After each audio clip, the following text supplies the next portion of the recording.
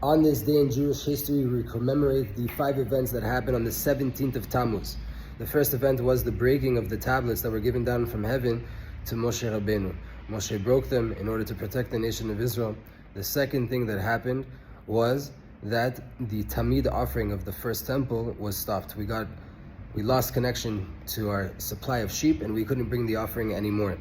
The third calamity that happened was the breaching of the walls of Jerusalem by the Romans in order to destroy the temple 3 weeks later on the 9th of Av.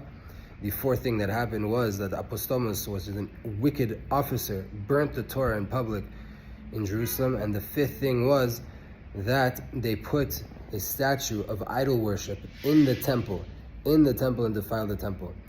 All of these things are horrible things, and we're fasting on this day in order to commemorate everything that happened. The rabbis teach us that forgetfulness came into the world once those tablets were broken by Moshe Rabbeinu. The ability to forget the connection we have with God, to forget the laws and the teachings of the Torah. Sometimes we find ourselves in situations and we start to get tested and we forget everything that we know to be true. We forget we're connected infinitely and eternally to our God. We forget that we are good at our core. We forget that we have a promise that everything is going to be okay. Today is a day that we can tap back into that memory, to be reminded in front of Hashem that we're here and that we need Him and we want our Beit HaMikdash back and we want to have Hashem in our life, and to remember through everything that we're going through that there's a purpose in this world and there's a leader behind this world and everything is being watched over and everything is divinely ordained.